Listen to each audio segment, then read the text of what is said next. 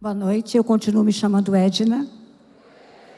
Eu continuo me chamando José Edson. Nós estamos na IBC há pouco mais de 32 anos, né? Começamos aqui em 91 com o Colégio Querigma e mesmo tempo trabalhando também na igreja. Então a igreja IBC, ela vai do berçário até o adulto com as ferramentas que nós podemos usar.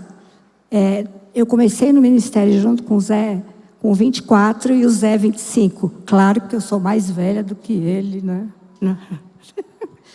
Então, muito recém-casados, nós começamos a assumir um papel importante na igreja, que foi com a família.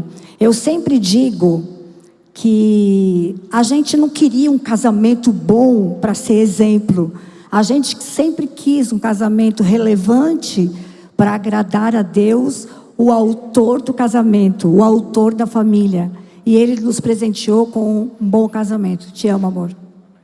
Te amo.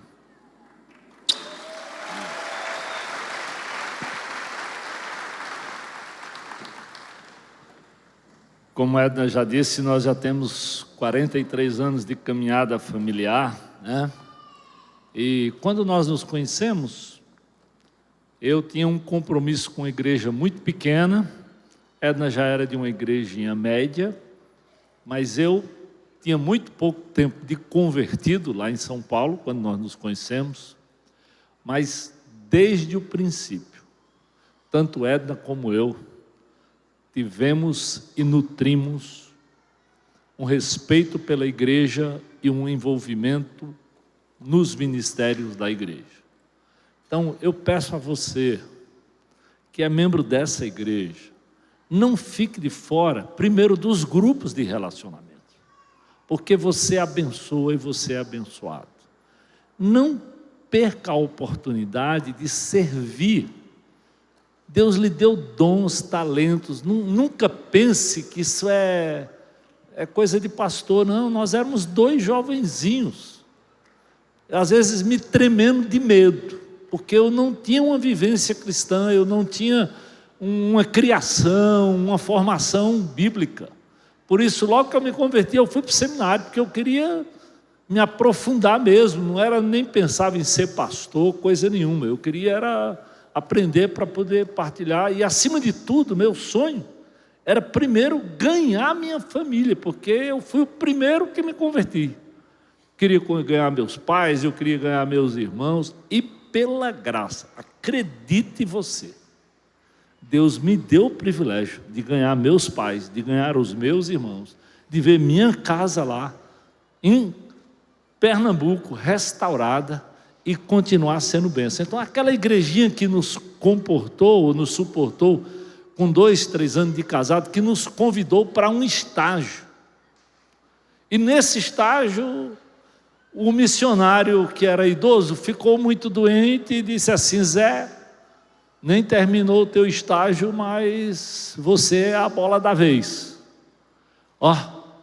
As pernas, eu ainda estava cursando o seminário, mas eu volto a dizer, Deus foi gracioso, Deus foi misericordioso, Deus pegou pela nossa mão. Então, acredite, não porque eu estou falando, porque Deus promete. Jesus disse que eu estou convosco todos os dias até a consumação dos séculos. É promessa do Senhor. Ele vai te assistir. E quando você pensar em família, quando você pensar que parece que tudo está perdido, não desanime. Ore, pense, converse com a esposa, converse com o marido, com o líder de grupo pequeno. Então, como a gente já disse, essa igreja tem trabalho desde criança.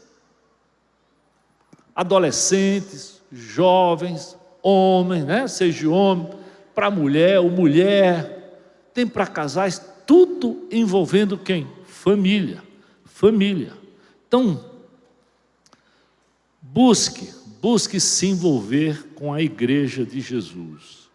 Então nós chegamos aqui em Fortaleza, a igreja já tinha esses ministérios e nós simplesmente nos envolvemos, né? Então fomos trabalhando e pouco a pouco surgiu a oportunidade, porque o Ministério Rafá terminou e eu era do Colégio Querigma e nós decidimos começar um outro ministério que era o A2, como vocês viram aí que teve várias coisas para fazer. Então eu quero ler um texto bíblico para a gente entrar aqui na própria palavra de Deus. Abra a sua Bíblia aí em Gênesis 2, se você tiver, ou então você pode acompanhar aí pelo telão, porque Deus fala de família desde o livro do Gênesis, desde a criação da própria família, Deus começa a nos ensinar a importância. Então, igreja vem depois de família, Estado vem depois de família. A primeira coisa que Deus criou foi um homem e uma mulher e abençoou essa família. Diz assim, ó: o Senhor Deus colocou o homem no jardim do Éden. Está lá no capítulo 2, versículo 15. E diz lá a partir do versículo 18, que é o que eu quero ler com vocês. Diz assim: e o Senhor declarou: não é bom que o homem esteja sozinho. Quem não sabe que solidão é horrível? E Deus já sabia, meu amado. Presta atenção como Deus é sábio, como Deus é inteligente. Ele viu que não é bom. Eu farei alguém que o ajude e o complete. Acredite. Família é projeto de Deus, é projeto para lhe abençoar. Não interessa se o seu relacionamento não está bem, o problema não está no propósito de Deus. Talvez eu e você, ou você e sua esposa, não estão conseguindo compreender o cuidado, a bênção e se submeter ao Senhor. Mas esse foi o sonho do Senhor. Aí no versículo seguinte diz o quê? Depois que formou, né? Então o Senhor diz: não é bom, farei que alguém que depois que formou da terra, foi que ele formou da terra todos os animais e assim sucessivamente. Então a primeira coisa que Deus estabeleceu foi homem e mulher, e assim ele cuidou dessa família. Então, já nos dias de Noé, a mesma coisa. Quando Deus mandou o dilúvio, por que que Deus mandou o dilúvio? Porque o povo vivia comendo, bebendo, casando, sendo dado em casamento, até que Noé entrou na arca e veio o dilúvio sobre todos. Porque não estavam simplesmente levando Deus a sério, mas Deus preservou quem? Uma família.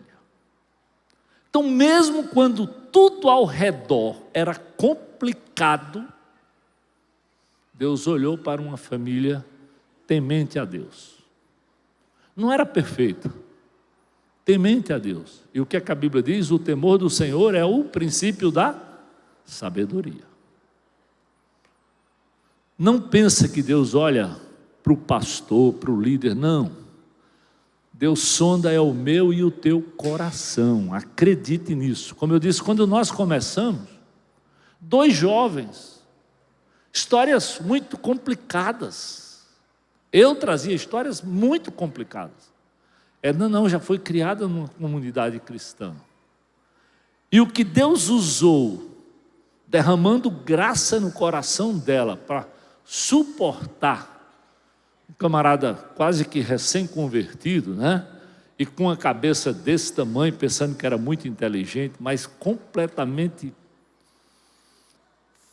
superficial em termos de palavra. Você não tem ideia quanto eu bebi primeiro dela. E às vezes esse é o problema, é porque o camarada não sabe, decide namorar com uma moça que é convertida há um tempo, que tem informação e ele não está pronto para aprender. Uma mulher sábia pode edificar uma casa. Se Deus lhe deu uma mulher que ama a palavra, que anda com Deus, que teme ao Senhor, Meu amado, sente ao lado dela, ore, peça a Deus sabedoria, compartilhe, porque criar filhos, estabelecer esse relacionamento, não é uma coisa que nós fazemos por nós mesmos. Se o Senhor não for o construtor da casa, se o Senhor não estiver no centro, nós não vamos chegar a lugar nenhum. Então, é claro que a gente não sabe como anda a sua casa, mas nós, como igreja, provisionamos todas essas ferramentas para tentar lhe abençoar. Eu espero é que você não fique de fora, não se isole, que você entenda que isso aqui é para abençoar, porque amanhã, se você se isola, talvez teus filhos não vão ter relacionamento com os adolescentes da idade dele. Talvez teus filhos jovens não vão ter relacionamento com os da idade dele. Essa foi outra bênção. Nossos filhos foram criados nessa comunidade, já desde a infância, envolvidos no OANSE, que era o trabalho da época, memorização da palavra de Deus, que era outro programa que a igreja tinha, e através do OANSE eles memorizavam muito a palavra de Deus, e consequentemente, do ministério, na época era o Rafá, nós fomos lá para ajudar, tomar um entendimento do que estava acontecendo. E à medida que nós caminhamos com as pessoas, nós vimos como Deus tinha muito mais para fazer através de Ló. Então, se nos dias de Noé já era complicado, mas Deus cuidou de Noé. Aí, Lucas 1, versículo 26 e 27, diz assim, ó: assim também foi nos dias lá de Noé, nos dias do Filho do Homem, o povo vivia como? Comendo, bebendo, casando-se, sendo dado em casamento, até que Deus provisionou. Nos dias de Ló, como eu disse, Deus destruiu Sodoma e Gomorra, porque o povo estava comendo, bebendo, comprando, vendendo, plantando e consumindo. No dia em que Ló saiu de Sodoma, choveu fogo e enxofre e destruiu a todos. Lá no Velho Testamento. Aí quando chega no Novo Testamento, olha só, 1 Timóteo 3, de 1 a 3. Saiba disso. Agora, talvez nós estamos mais próximos da tua realidade e da minha realidade. Saiba disso. Nos últimos dias, aqui o pastor Timóteo já está tentando nos fazer compreender, sobrevirão tempos terríveis. Os homens serão egoístas, avarentos, presunçosos, arrogantes, blasfemos, desobedientes aos pais, ingratos e ímpios, e sem amor à família, irreconciliáveis, caluniadores, sem domínio próprio, cruéis e inimigos do bem. Olha que quadro complicado o pastor Timóteo fala que nós vamos enfrentar. E esses dias eu estava estudando sobre isso e ouvi um psicólogo que é cristão, mas ele trabalha com todo mundo, ele tem uma formação cristã, contando como é que está a família hoje. E na palavra dele é praticamente em falência. Vamos, solta lá o videozinho aí, só um pedaço.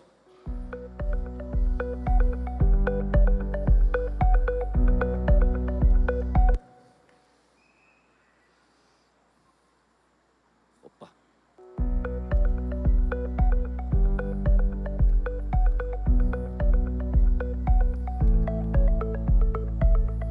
O problema é o seguinte, é que os pais perderam a mão sobre a educação dos filhos. Eles começaram a achar que filhos têm que ser bajulados e não educados.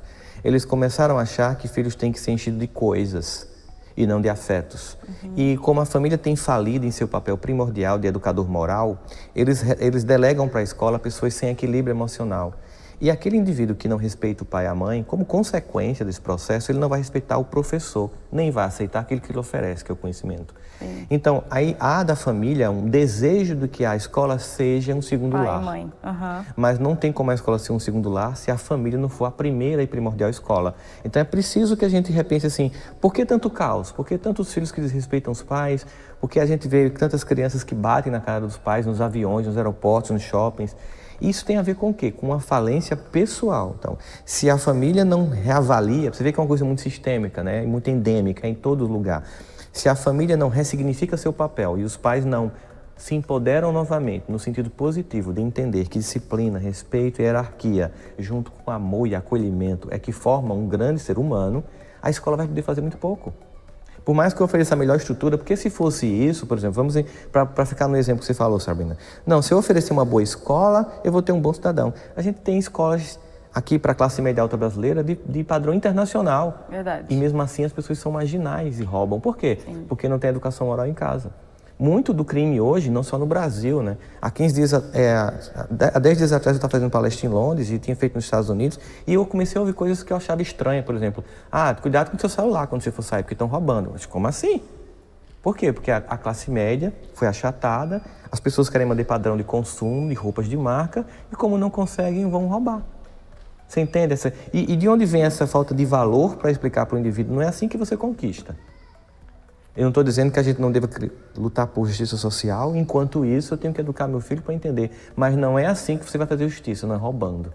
Né? Você vai fazer justiça quando você, ao mesmo tempo que busca seu crescimento pessoal, você luta por uma sociedade mais justa, mas você não vai tirar de quem tem para poder se sentir compensado. Não é isso que é justiça. E isso tem a ver muito com essa falência familiar, sabe?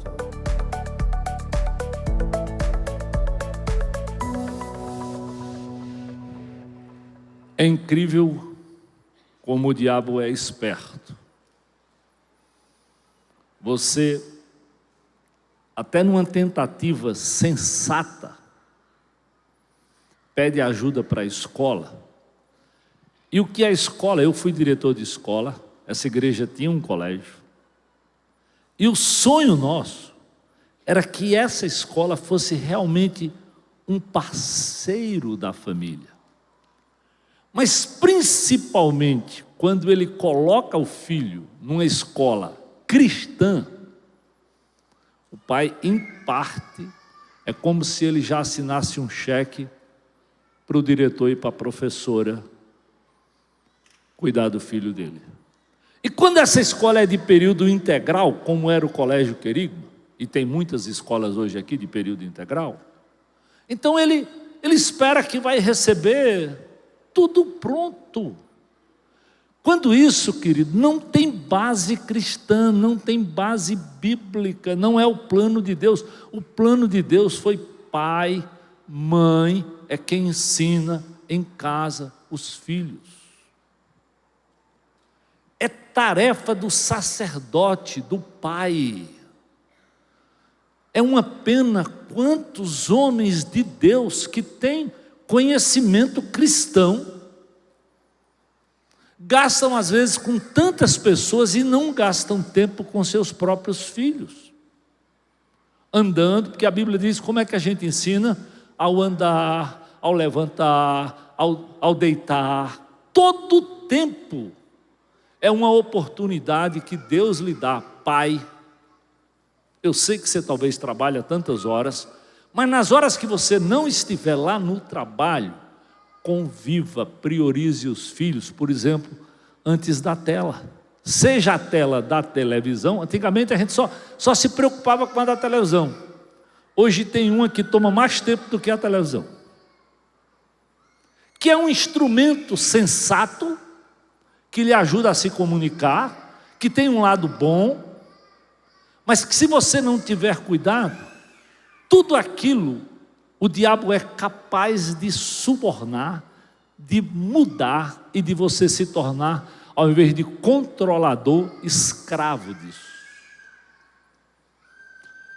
Deus me deu o privilégio, um privilégio não tão bom, mas eu me senti privilegiado, porque eu, recebendo o convite de um líder de pequeno grupo, que era o Carlão, esposo da Marjorie, cuidava do grupo que Dário e Milena faziam parte. E era um encerramento de final de ano. Isso há uns 20 anos atrás, eu nem me lembro.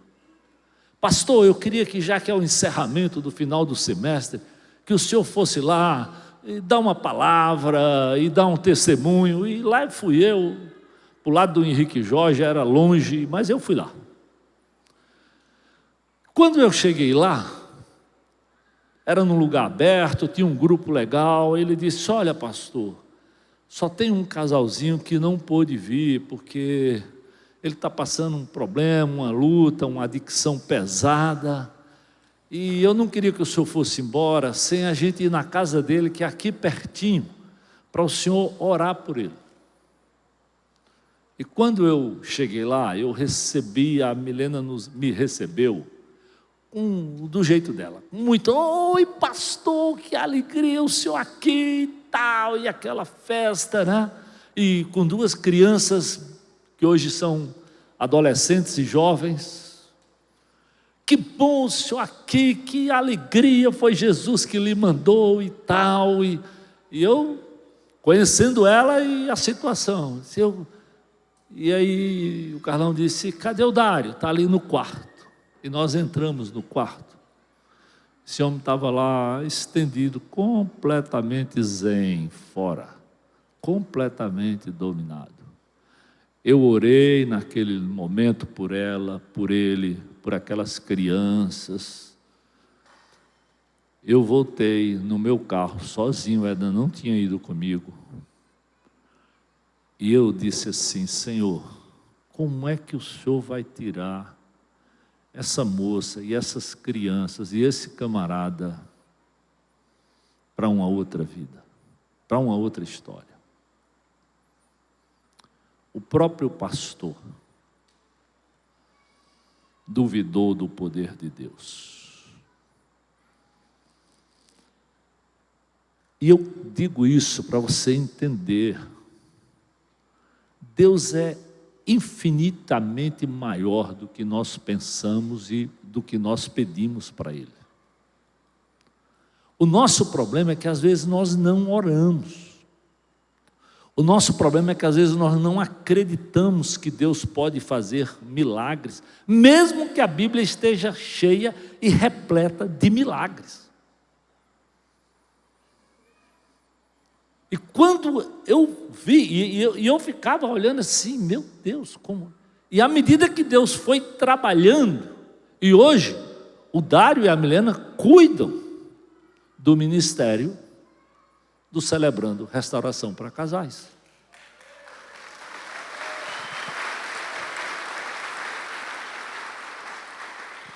Vocês compreendem aquilo que a Bíblia diz? Ele me pega lá no fundo do poço, firma os meus passos e te leva para uma posição que nem você acredita. Tudo eu podia pensar na minha própria história. Sou filho de pai adúltero. Muito comerciante, muito desenrolado, de feira em feira. E ele me criou estudando, mas para ganhar dinheiro. Era ganhar dinheiro e ser mulherengo. Era isso mesmo. Aí eu vou para São Paulo, porque terminei um curso de fisioterapia. E lá, por um pedido desse pai,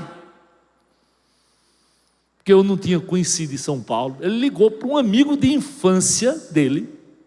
Esse amigo de infância do meu pai era um pastor evangélico. Olha que coisa. Cheguei na casa daquele homem,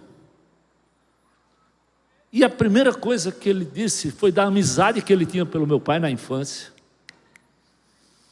E ele me deu o Evangelho de João. Liga Testamento de bolso, tudo marcadinho em amarelinho, todos os versículos. eu li o Evangelho de João assim, rápido. Aí ele começou a me perguntar: o que é que você entendeu? O que é que você leu? E eu fui, e à medida que ele saía comigo para procurar emprego, para tirar meus documentos em São Paulo, porque eu não tinha carteira profissional, ele disse: como é que você quer trabalhar e não tem carteira profissional? E ele foi comigo, e todo o tempo ele foi me falando da palavra de Deus. Se um camarada que não era meu pai, para me ajudar, mas me falando dessa palavra, e eu conheci Jesus, rapidinho. Imagina você que tem filhos, que é mãe, que deve ter um afeto natural. Não vai separar tempo para estudar, para ensinar, para caminhar, porque o que a Bíblia diz é: senta, caminha, ao deitar, ao levantar. Não tem essa história não desista, não desanima, não transfere para a escola. A minha frustração com o colégio era porque os pais achavam que eu tinha que levar o menino dele.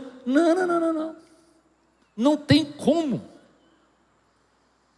Por melhor que seja a escola, quem falha não é a escola, somos nós como família. As nossas grandes frustrações são sempre fruto das nossas próprias expectativas e das expectativas erradas. E que às vezes não tem nenhuma base bíblica.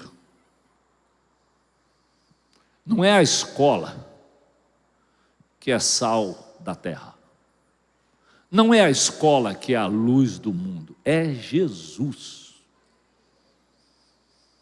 É por isso que ele precisa ser ensinado por você que conhece. Agora, se você não conhece, se você não tem temor a Deus, e lembra, o temor a Deus é o princípio da sabedoria. Não adianta pensar que é teologia, não, é temor.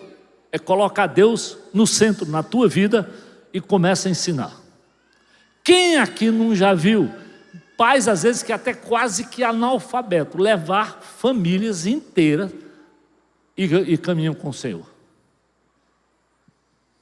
A maioria dos que estão aqui tem boa formação, pelo menos para ler, e acesso à palavra de Deus.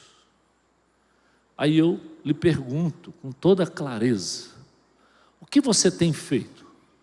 Você e sua esposa e você. Primeiro, para viver um casamento saudável, porque é outro problema. Às vezes os filhos ficam pasmos porque vêm os pais tentar ensinar para eles, por exemplo, serem educados, serem gentis, e ele não trata a esposa com gentileza, e o pai não trata a esposa com gentileza e delicadeza. Ei, criança é tudo, mas não é bobo. E quando a criança diz, ele diz mesmo. Ei, pastor, meu pai, olha aí como ele trata minha mãe. Olha aí.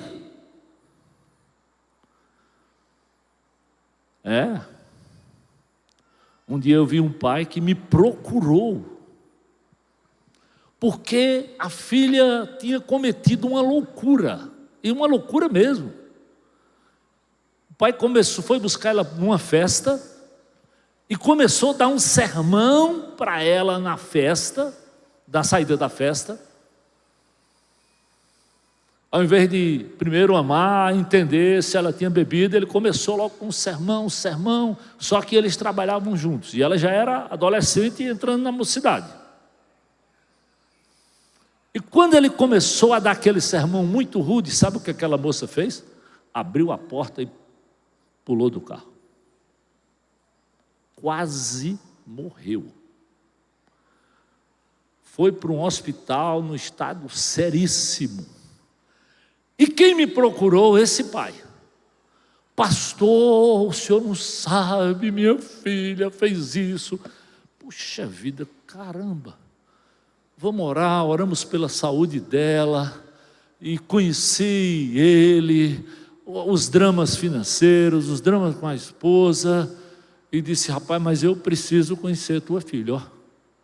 Agora eu quero saber por que, já que ela melhorou, que loucura foi essa?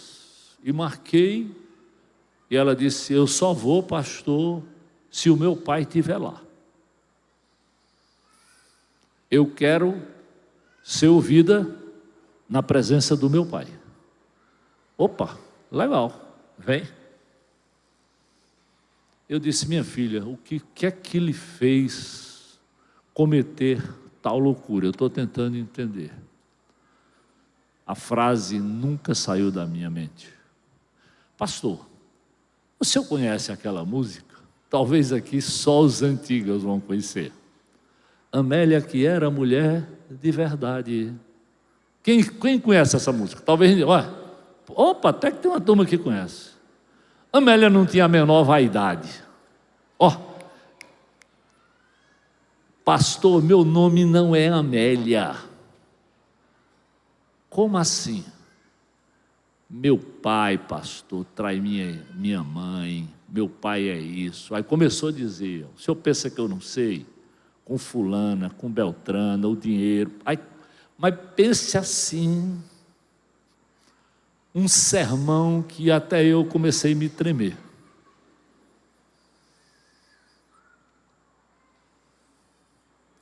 Pastor, isso não tem nada de cristianismo, o senhor sabe, o nome disso Jesus odiou: hipocrisia.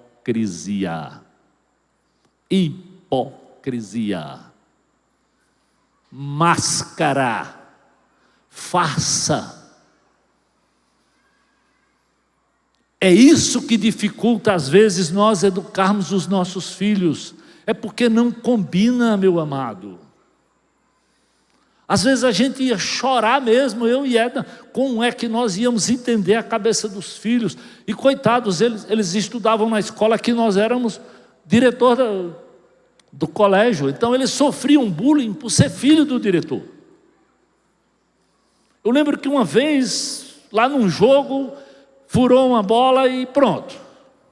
Vai falar para o teu pai, vai falar para o teu pai. Se a comida estivesse fria, vai falar para o teu pai. Colégio de período integral, e tudo filhinho de papai, tudo cheio de direito. Eu sei, todos vocês passam por lutas, nós também passamos.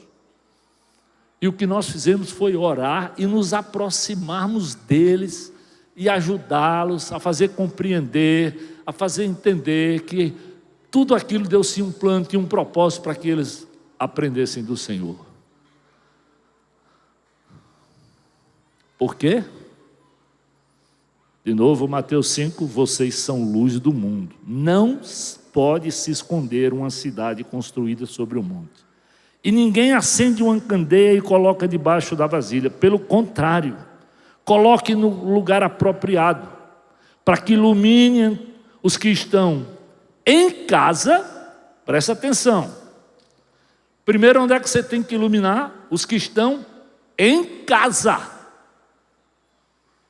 O que adianta o homem ganhar o mundo inteiro e perder a sua alma? O que adianta, às vezes, você sair ganhando pessoas e não cuidar da sua esposa e não cuidar dos seus filhos? Presta atenção. Os filhos são uma herança que o Senhor deu a vocês. Quem ganha uma esposa, Deus diz, ganha um presente do Senhor. Então cuide dela, meu amado. Cuide dela.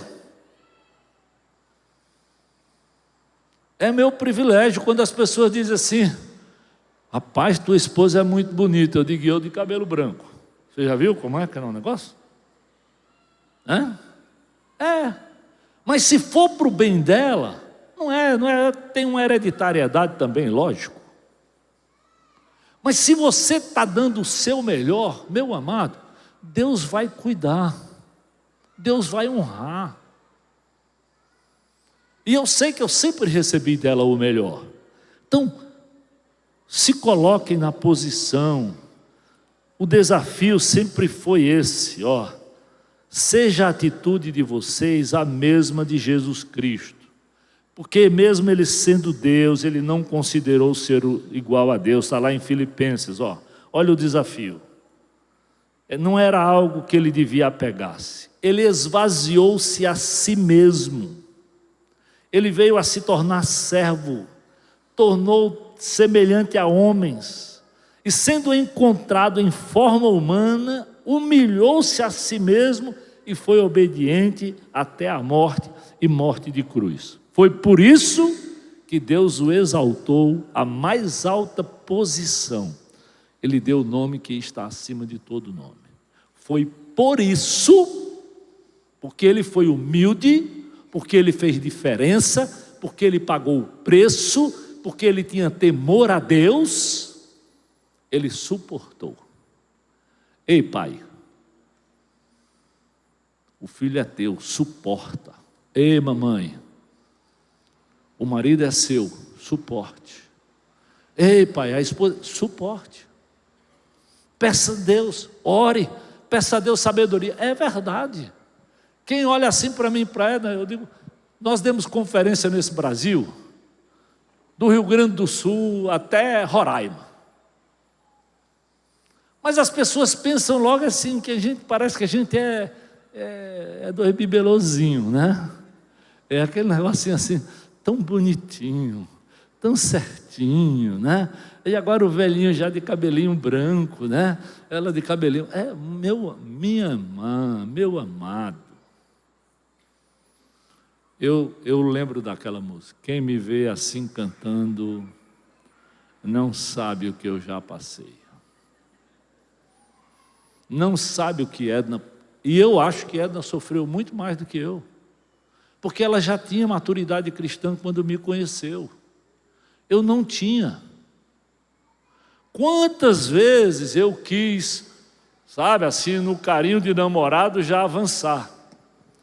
Ela dizia, eu tenho um compromisso com o meu Deus, eu tenho um compromisso com o meu pai, ou você para, ou você vai ficar de fora. Eita, rapaz, o negócio era, fica na tua. Fica na tua.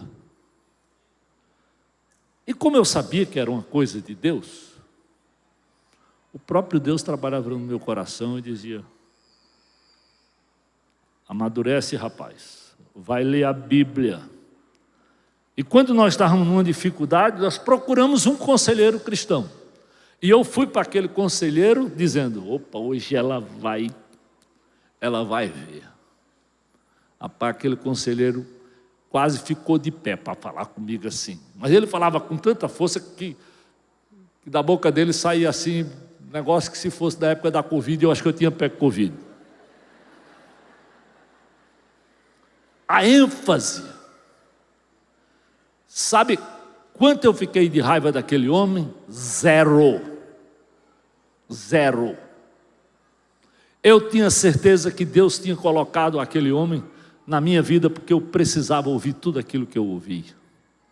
Eu me tornei amigo dele, apreciador, comprei 300 estudos que ele tinha em apostila para ler e caminhei perto dele para aprender. Então eu não estou aqui por acaso, não.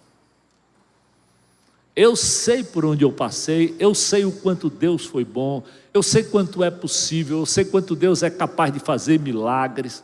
Não menospreze o poder de Deus, meu amado. O temor do Senhor, de novo, é o princípio da sabedoria. Se você temer a Deus, Deus vai usar de sabedoria, vai usar pessoas, vai usar a palavra, vai usar o grupo de relacionamento, vai usar o sermão do pastor, vai usar tanta coisa que essa comunidade tem para lhe edificar. Agora, não fica de fora, não te esconde, porque o Senhor é testemunha entre você e a sua mulher, porque você não cumpriu, diz aqui, suas promessas de fidelidade para com a sua companheira. Você precisa cumprir os seus compromissos com a esposa e a esposa com você, marido. Se você cumprir, depois disso, o que a Bíblia diz é, ore, persevere em oração. Salmo 127, 1 e 2, se não for o Senhor, será inútil trabalhar. Se não for o Senhor vigiando a cidade, será inútil o sentinela montar guarda. Será inútil levantar cedo, dormir tarde, trabalhar arduamente. O Senhor concede alimento e sono àquele a quem ama. Sem o Senhor estando no centro, querido, é inútil.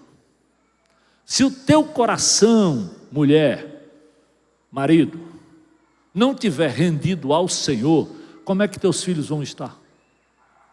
Se o teu coração, mulher, não tiver rendido ao Senhor, como é que teu esposo vai estar? É fácil fazer o trabalho do diabo. E às vezes as pessoas vão falar com o pastor, e eu fico pensando assim, rapaz, o pessoal tem a mania de dizer, né, que o diabo tem rabo. Isso é balela, não acredito. Mas é só acusação, e parece que a gente não lê Bíblia, porque estamos só querendo acusar um ao outro, não querendo edificar. Então, ao invés de acusar, ore. Eu já vi N testemunhos de mulheres que, através da oração, ganharam seus maridos. De maridos que, através da oração, ganharam seus filhos e influenciaram a esposa. Todos nós em casa somos desafiados a resistir aos ventos, às chuvas, aos rios e a ficar na rocha. Filho, não é só tarefa de papai e mamãe.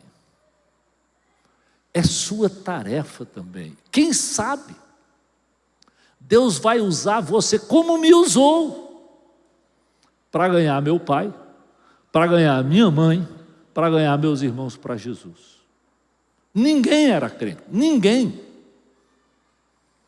Todos tiveram a oportunidade de receber o Evangelho de João, depois uma palavra, a Bíblia. Preguei para todos e todos vieram a conhecer Jesus como Senhor e Salvador. Então não menospreze, não era pastor não, era um jovenzinho, Zé Perrela mesmo, estudando. Cheguei na minha cidade a primeira vez que eu cheguei na minha cidade. O pastor ficou sabendo que na família do meu pai tinha um crente. Ele, pastor da cidadezinha de Arco Verde, ele não podia acreditar, porque não tinha ninguém. Aí ele ligou para mim e disse: Edson, eu fiquei sabendo que você agora aceitou Jesus lá em São Paulo. Eu disse: foi, pastor. Ele disse: rapaz, vamos marcar um encontro comigo na Rádio Cardeal. E tinha na Rádio Cardeal, lá da cidade de Arco Verde, um programa da Voz Batista. E eu fui lá para conversar com o pastor. Aí ele chegou na hora do rádio, eu nunca nem tinha entrado na rádio para falar. Ele disse assim: conte aí como é que você conheceu Jesus lá em São Paulo. E eu contei. No final ele disse assim: ó, pessoal, domingo que vem quem vai pregar na Igreja Batista de Arco Verde é o José Edson. Eu quase disse assim: esse pastor ficou doido. Ele ficou, pastor. E aí como é que eu ia tirar o homem, tomar o microfone dele? Eu disse: pastor, eu tenho 5, 6 meses de convertido. Eu nunca preguei, pastor. Eu estou lendo a Bíblia. Ele disse: eu soube que você trouxe vários folhetinhos, né? Naquela época tinha essa história de a gente evangelizava com folhetinhos bíblicos. Pega um folhetinho daquele e pregue. Olha mesmo.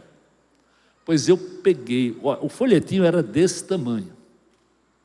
Era 1/4, vamos dizer, de uma folha de papel. Pois naquele dia, 7 pessoas entregaram a vida para Jesus.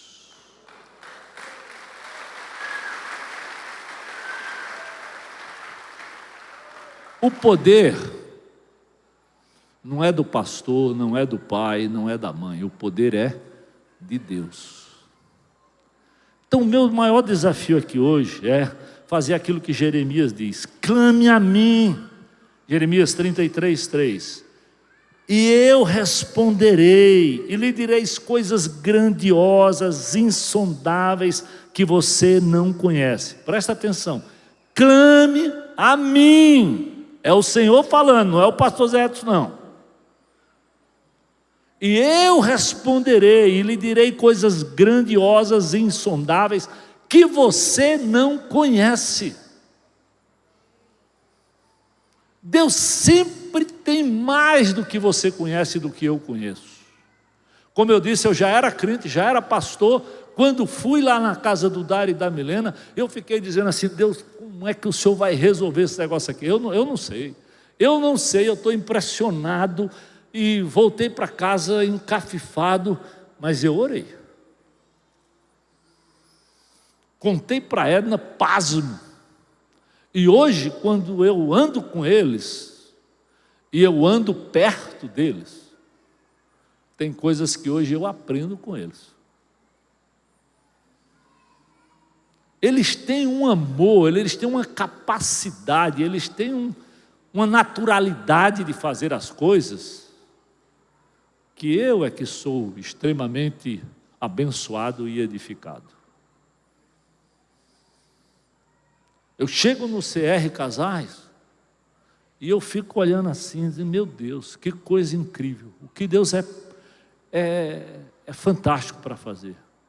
Então não menospreze o poder de Deus, não deixe de obedecer, mulher. Milena teria tudo para ter desistido, a situação era caótica, mas Deus ouviu a oração dela e operou o milagre. Por último, só para a gente concluir, sejamos coerentes, livrem-se, pois, de toda maldade. Estou lendo 1 Pedro 2, 1 e 2, de todo engano, de toda hipocrisia, inveja e toda sorte de maledicência. Como crianças recém-nascidas, desejem de coração o leite espiritual puro, para que por meio dele vocês cresçam para a salvação. É simples assim. Como criança sedenta, carente, leia, peça a Deus entendimento, porque o Espírito que habita em você lhe dá compreensão. Não pense que você precisa fazer teologia, não. O Espírito habita na tua vida. Se depois você quiser, você pode fazer teologia, mas abra a tua boca, abre a mente para ouvir o que Deus tem. Abra por amor à sua esposa, abra por amor ao seu marido, abra por amor aos seus filhos. Se tiver que se humilhar para isso, lembre-se daquilo que a Bíblia diz: humildade precede honra. Se humilhe, porque Deus vai honrar. Sabe aquela professora que às vezes o aluno era chato e tal, e ela foi humilde, e ela teve professora, não era mãe não, professora. E depois aquele camarada volta lá e diz: ô professora, ainda bem que a senhora não desistiu de mim. Ainda bem que a senhora não me largou. Esse é o amor do Senhor. Ele não desiste de você. Não desiste de você. Não desistiu de mim.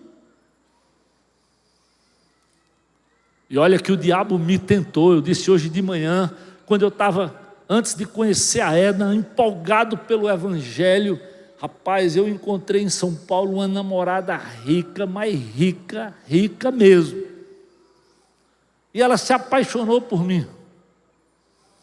E eu, criado por um pai comerciante, o sonho era ficar rico, ganhar dinheiro. Mas foi o Espírito Santo de Deus que disse: não tem futuro.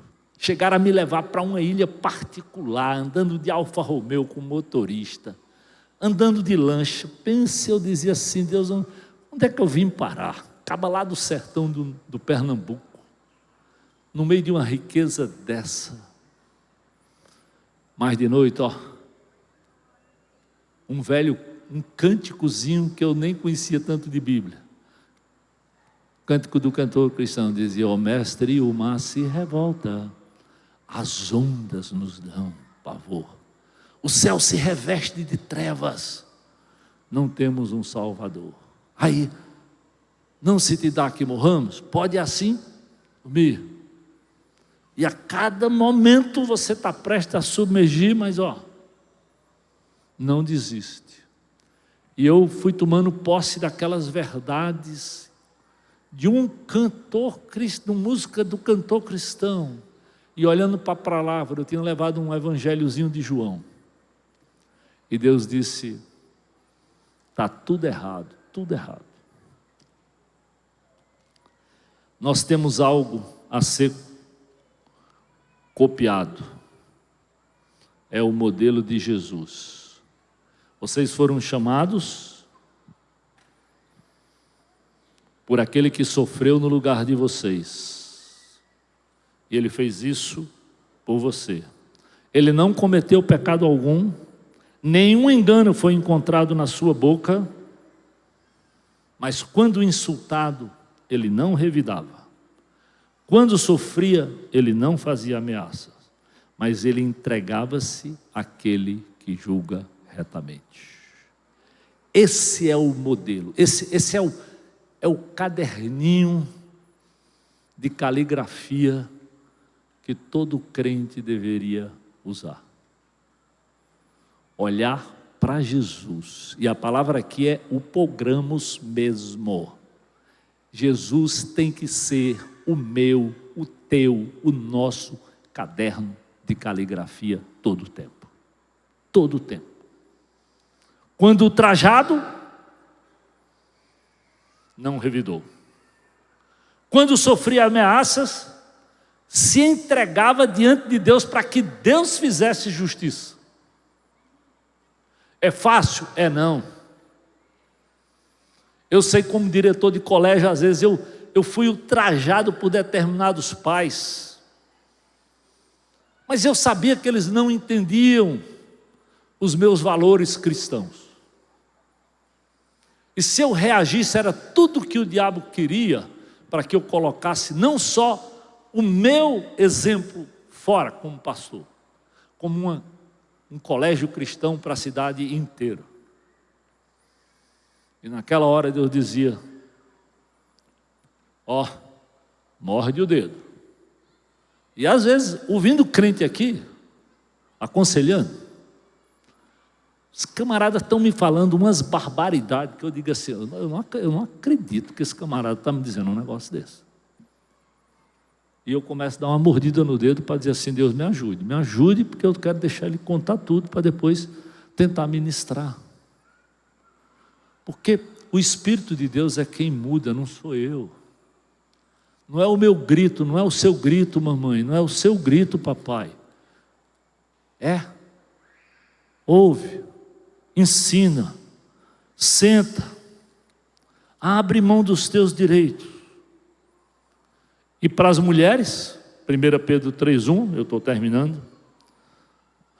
Do mesmo modo, mulheres, sujeitem-se aos seus maridos, a fim de que, se alguns deles não obedecem à palavra, sejam ganhos sem palavras, pelo procedimento de você, mulher.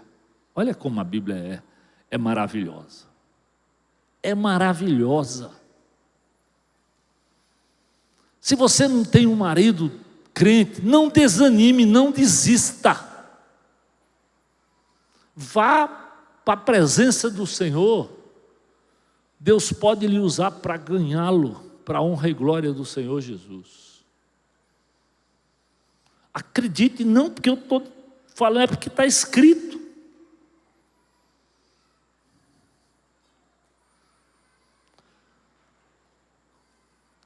Salmo 37, 4 diz assim: deleite-se no Senhor, e Ele atenderá os desejos do seu coração. Não é pastor Zé que está dizendo não, viu, pessoal? É o salmista. É o salmista. Deleite-se no Senhor. E Ele vai atender os desejos do teu. Não. Briga com Deus, não briga comigo não. Acredite. E Efésios 4:32, falando agora de perdão, né? Uma atitude que nós precisamos tomar para que família não se apague é perdão mútuo. Sejam bondosos e compassivos uns para com os outros, perdoando-vos como? Mutuamente, assim como Deus perdoou vocês em Cristo. Será que você não sabe de onde você veio? Eu sei. Eu sei tudo que eu aprontei. Eu sei quantas mentiras eu promovi, e promovi para o meu pai.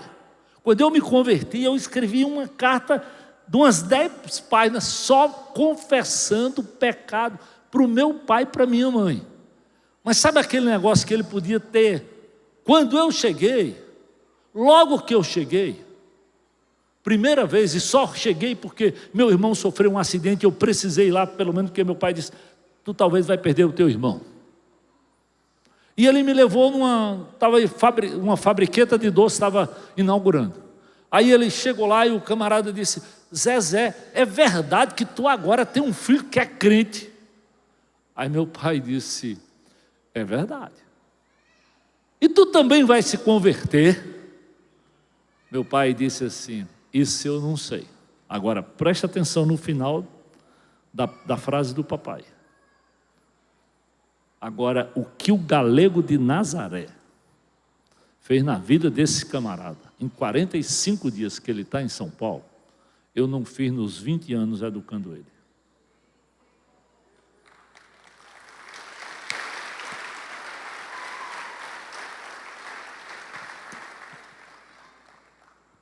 Esse é Jesus. Eu não estou aqui porque eu sou melhor do que você. Eu estou aqui porque Jesus me amou de forma incondicional. Eu estou aqui porque eu aprendi que o temor do Senhor é esse princípio da sabedoria na minha vida. E não pensa que hoje não tem dificuldade. Como eu disse, às vezes aconselhando, eu tenho vontade de reagir, E às vezes, hoje é mais difícil do que aqueles dias lá. Porque o fogo de novo convertido era tão grande que eu não perdi a oportunidade. Como eu estou dizendo, foi nessa ida lá que o pastor me levou, quando soube, me levou para ir para a rádio. E eu preguei e ganhei pessoas para Jesus. E levei meus pais e levei meus irmãos. Então, sejam bondosos. O contexto de Efésios lá fala de muita mentira, de muita gritaria, de muita calúnia, de muita maldade. E às vezes nós estamos saindo de famílias assim. Qual de nós não temos lembranças amargas e talvez doloridas da casa por onde passamos?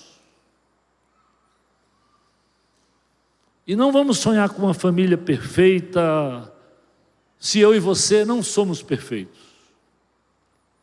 Mas o que nós precisamos sonhar é com uma família onde Jesus seja o centro, tenha liberdade, mas absoluta liberdade para agir no coração de você que é pai. Primeiro você que é pai, você que é mãe, você que é filho, não importa se jovem, se adolescente, que idade você esteja. É Deus que vai honrar a sua fé. É Deus que vai cuidar de você. O que você não pode fazer é ficar na negação. Se coloque, se prostre, ore. Mesmo que as lembranças sejam amargas, doloridas, sonhe com a graça, com o poder, com a beleza que há no nome de Jesus.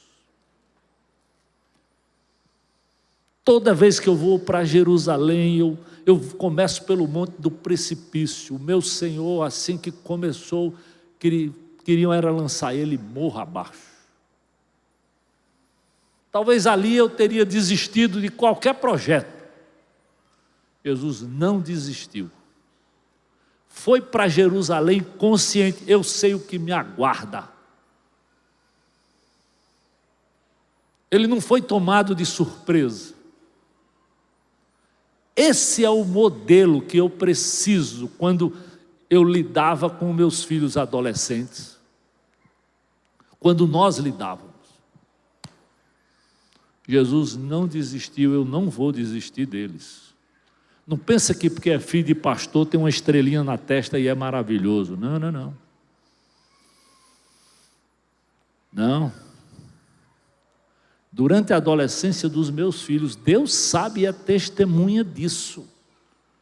Eu acordava mais cedo ainda, eles dormindo, eu ia no quarto de cada um deles, e sem ir que eles ainda dormindo, eu me dobrava de joelho e orava por ele, pelo menos 5 minutos, e por ela também.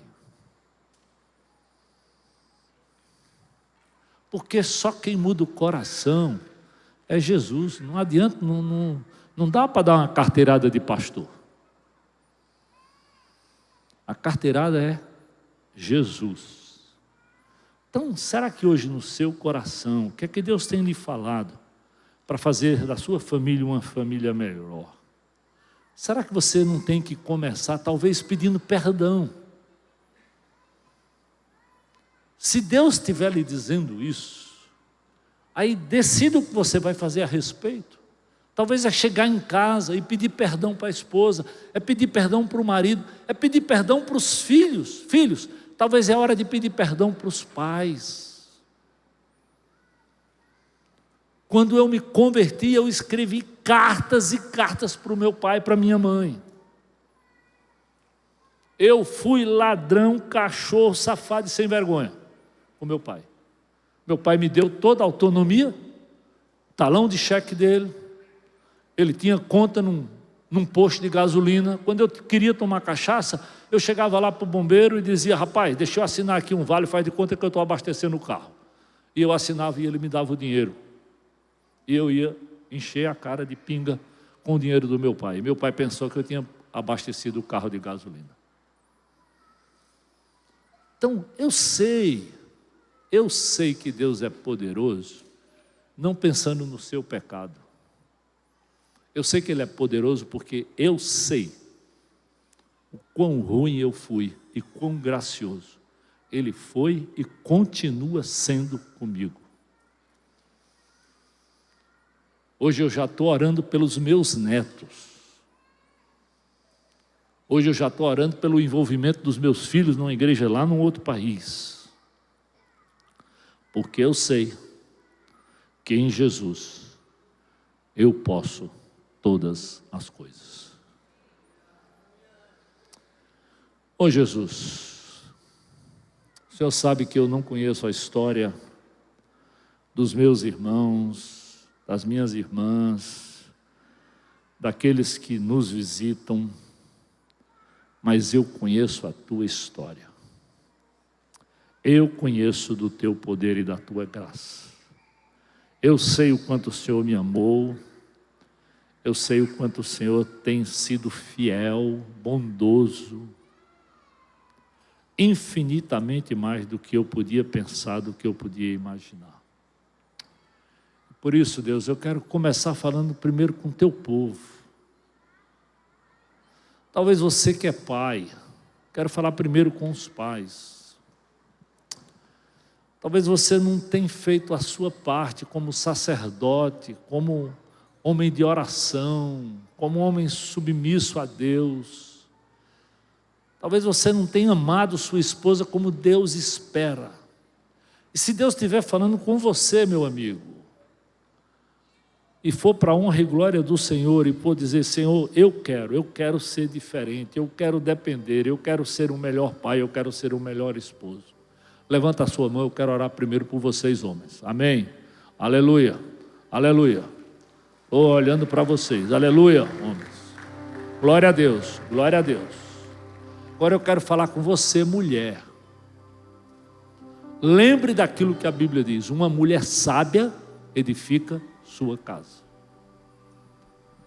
Mesmo novinha, eu acho que Deus usou Milena com sabedoria para ganhar a casa dela.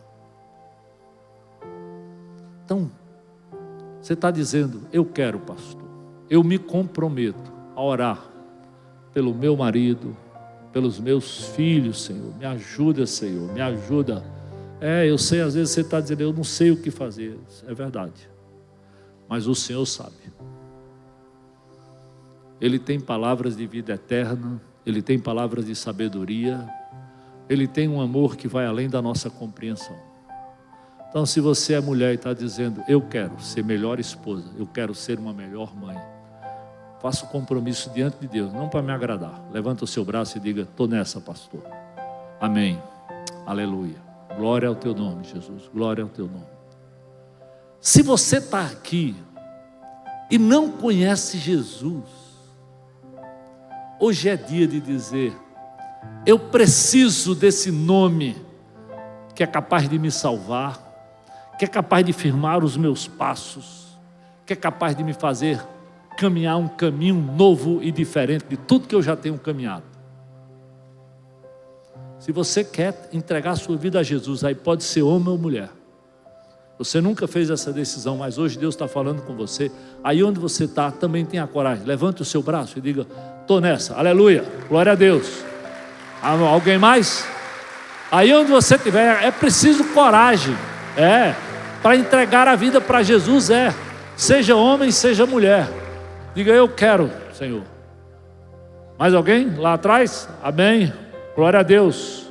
Mais alguém? Se tiver, levanta a mão, não fica com medo não.